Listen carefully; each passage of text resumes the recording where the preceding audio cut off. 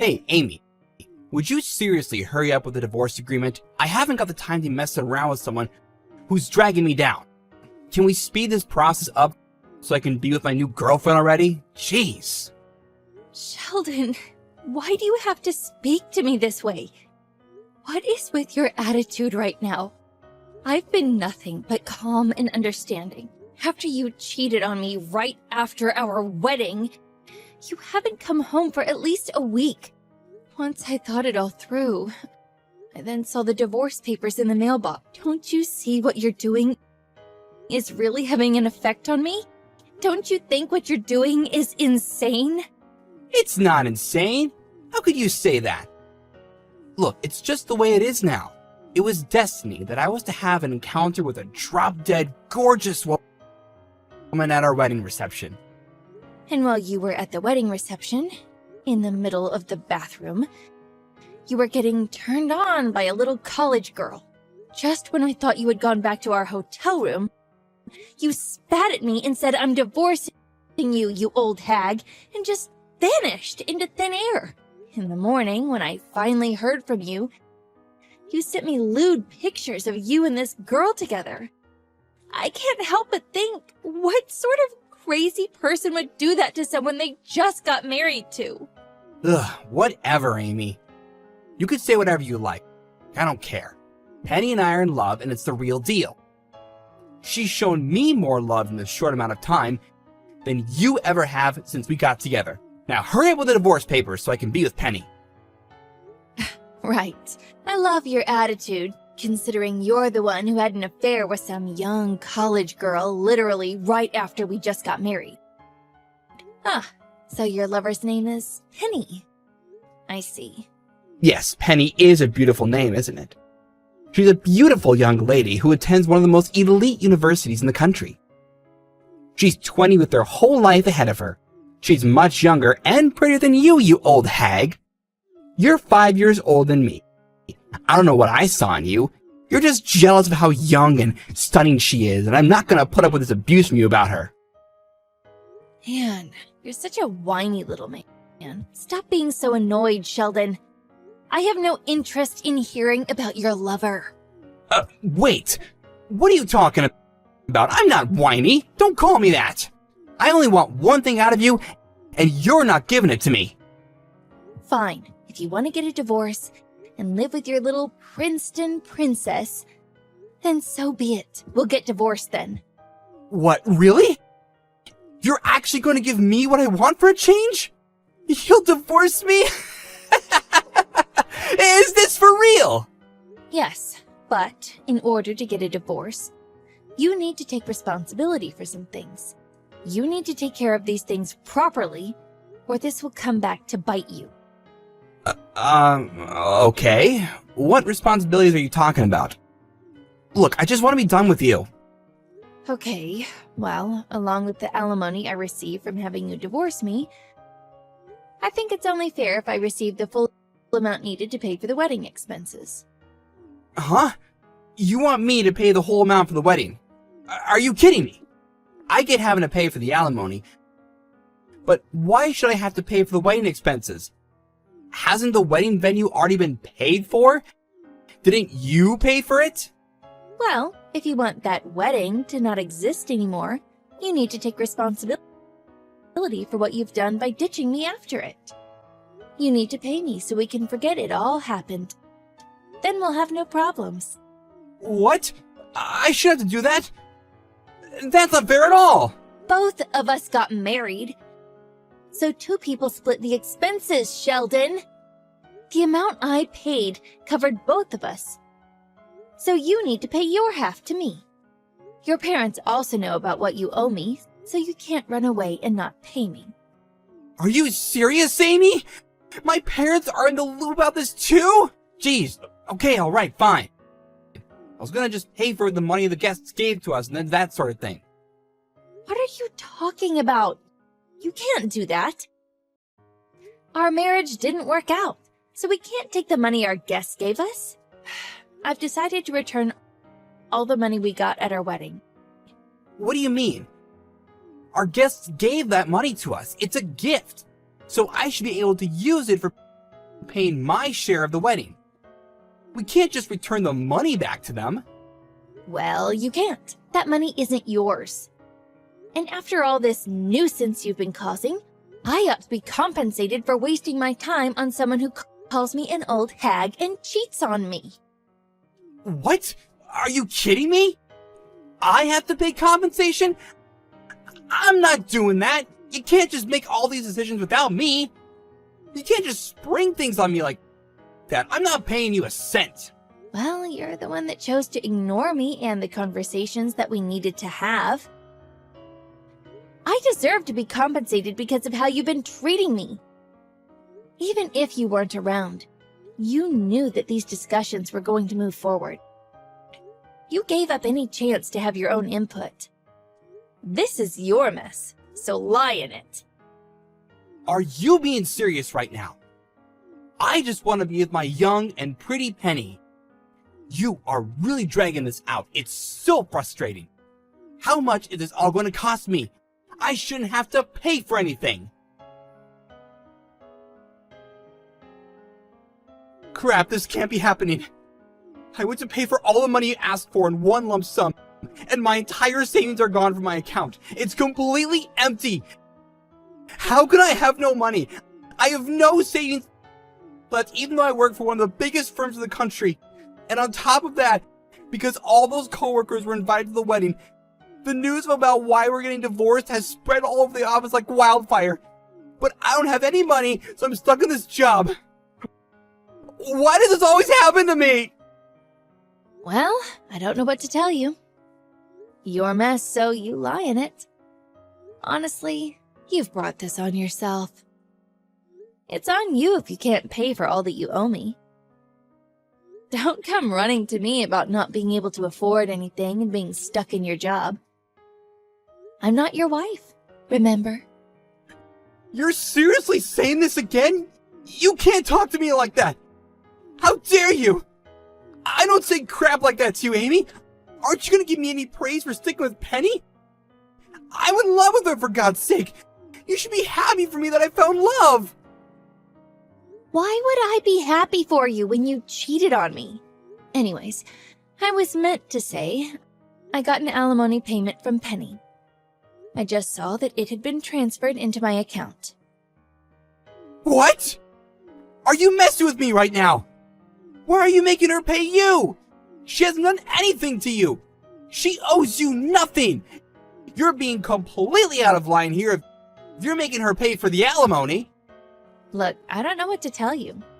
I have no clue where the money truly came from. All I know is that she's been disowned by her family and she's been kicked out of college for messing around with a married man. What? This simply can't be true. I don't believe a single word that's coming out of your mouth right now. Not for a second. Well, maybe once tomorrow comes, she might show up on your doorstep. Who knows? I mean, it sounds like she has nowhere to go. Not her parents' house or her university. This can't be. Penny, my sweet, kind, and beautiful woman, is no longer a university student. She isn't attending Princeton anymore? It sounds like that to me. She's been kicked out of Princeton, so she can no longer study there. I guess that's what happens when you do cruel things to other people. How can she be kicked out of Princeton by simply just being with the man she loves? I don't get it. Wait, so if she's been abandoned by her CEO parents, does that mean she loses her reputation of being the CEO's successful daughter? Could she not become the next CEO? Well, I mean, if her parents are high-profile people in the business world, they might not want to be associated with a daughter that's involved with a married man who's been kicked out of an elite university. I guess she wouldn't be so successful then. This seriously can't be happening right now. What do I do now? Penny's two biggest traits have disappeared. How am I supposed to go on with her? She's not even at Princeton anymore, and her parents won't talk to her. Why do so many bad things happen to me? Are you serious? Those are the first words that come out of your mouth? You have nothing but bad things to think and say about others. If you're not careful with how you say things, bad things could start happening to you.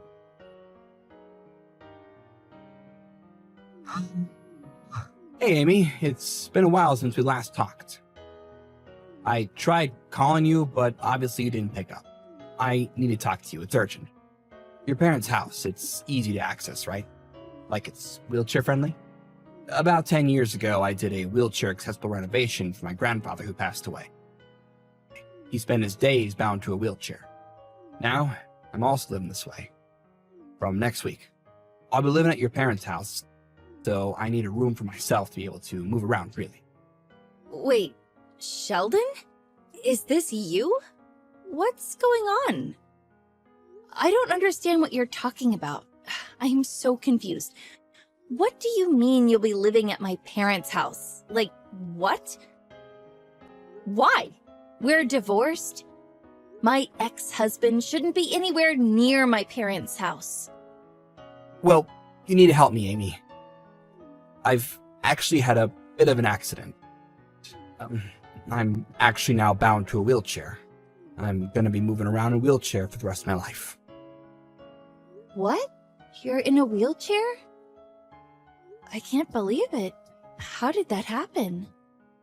It was the result of a car accident. Penny and I went for a drive around near the mountains. We took a corner too wide and we were going too fast. So, off the mountain road we went. Well, the result of that is I'm now in a wheelchair. That's basically the short version of the story. Oh, whoa, that's what happened? That sounds really terrifying. Well, I guess you'll have to live differently from now on. It must be hard to get around in a wheelchair, especially if some places aren't wheelchair accessible. Yeah, that's why I haven't been out and about. Up until now, Penny, who miraculously only broke her arm in the accident and has fully recovered, has been taking great care of me. However, it seems like the repayment deadline has passed to pay the alimony, and now the interest has increased to a ridiculous amount. I can't pay that sort of money. Well, I don't know what to say about that kind of debt. We're divorced, so I should be paid the alimony. Yeah, but I just can't pay. I had to quit my job because I was in the hospital for so long. This accident has changed everything for me, especially physically and financially. I'm unemployed, so now I have no income. But then I remembered, you can help me out, Amy. Oh, right. So you're asking me to help you out since you're not working anymore. Even though you remembered about me, I can't do anything about your situation. We're not together anymore. No, that's not true, Amy. I really need your help. You're the only one I can count on. Please, I'm begging you to help me out here. You can help me. What? I don't understand what's going on. I don't get why you're talking to me when you have Penny. She's there. We are divorced. Don't you understand that? Why should I help you? Well, at this time, I thought I would contact you so we can get back together. Please, Amy, I'm begging you. Take me back. I really need your help. I'm completely helpless without you. Wait, what? What are you talking about? We're divorced, Sheldon. Why would I take you back after the awful things you said to me? I know. I feel so bad for calling you an old hag. It was a terrible thing to call you. If you took me back, I can live in a wheelchair accessible home and you can earn a really good income so I can afford to live off of you. Please take me back, Amy. It would be a huge advantage for me to be with you. So will you please take care of me for the rest of my life as I'm bound to a wheelchair? Please, Amy. Once again, please help me out, Amy. Well, Sheldon, I'm gonna have to be honest with you. When did I say that I wanted to get back with you? I don't think I said any of the sort during our conversations in the last few months. What? What are you even talking about? I'm asking for your help, Amy. What's wrong with that? Like I said before, when did I say I wanted to get back together? Have you seriously lost your mind, Sheldon? Excuse me? What do you mean I lost my mind? I certainly haven't. My mind is completely sound. My body might not work, but my brain certainly does. I need your help. What don't you understand? How could you say something like that to someone who wants you back and is trying to get his life back together again? After the way you've treated me in the past, with you calling me an old hag and leaving me for another woman after just marrying you?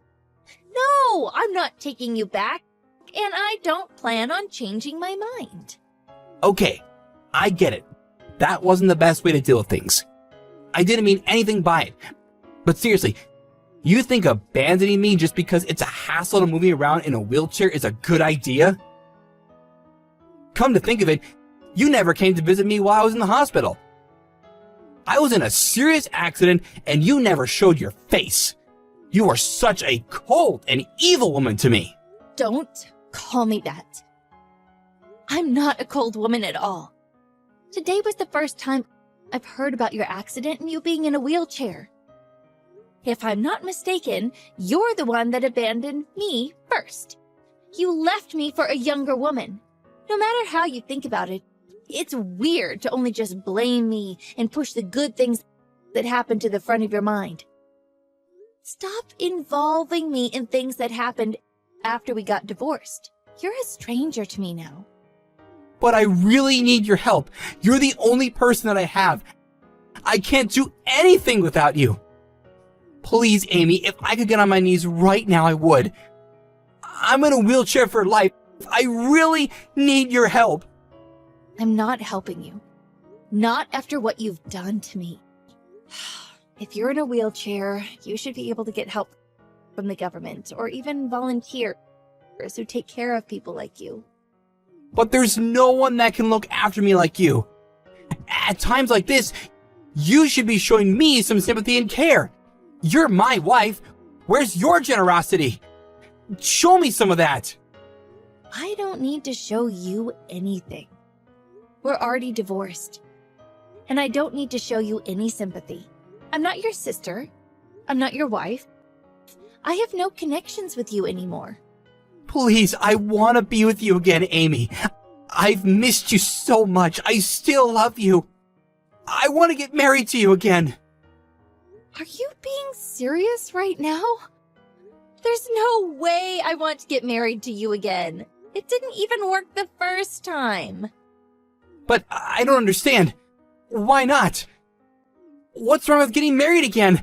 I really need you, Amy. Like I said before, Sheldon, I said I don't want to get back together with you. So why would I want to marry you again? Are you deliberately ignoring my messages or something? You need to take responsibility for the things you've done. You're completely careless. But Amy, I really need you, and I can't live without your help. Wouldn't it be great for a younger husband to have an older wife? Wouldn't it be a great status symbol? You could be that for me. Status symbol? Are you kidding me? You said that you were with young and pretty Penny. But now, in my case, you're trying to flip it and be the young guy with an old woman or something? See? You get it. That's why we make a perfect match. This is why we should get married again. Okay, well, you need to listen to me. Getting married is not about gaining someone as a status symbol. It's when both people love each other and want to do life together. But I don't understand what you're saying. I really need your help. I can't live in a wheelchair by myself. I want you to be with me again. Look, I can imagine how difficult it is being in a wheelchair, but that's no reason to force me to marry you again. You abandoned me and said terrible things to me. There's no way I'm going to remarry you. But Amy, I miss you. And I know I said terrible things. I take it all back. Please, marry me again. I want to live with you and be taken care of by you. Please, Amy, I'm begging you. Please help me. No, I'm not helping you. You're not getting anything out of me. I'm not marrying you. I don't want to be anywhere near you. Stop involving other people in your circumstances. I don't want to talk to you. Leave me alone. What are you playing at, Sheldon? My sister just got in contact with me saying that you were at my parents' house with a moving van full of your stuff. What are you trying to pull here? Why are you there? Oh, Amy, it's you. Thank God. Your sister is busy yelling at me over the intercom. She won't let me in the house.